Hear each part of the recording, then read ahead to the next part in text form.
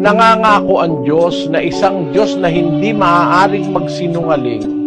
Nangangako siya ng isang bagong langit at isang bagong lupa.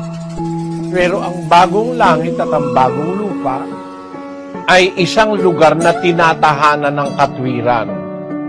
Ang mga taong makakarating doon, yung mga taong marunong sumunod sa katwiran ng Diyos.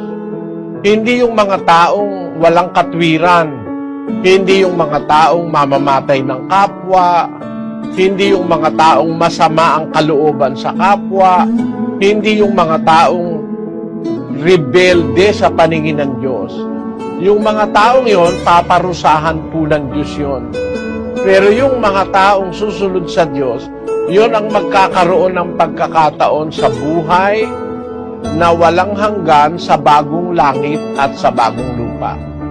Yan po ang mensahe ng Biblia, mga kababayan.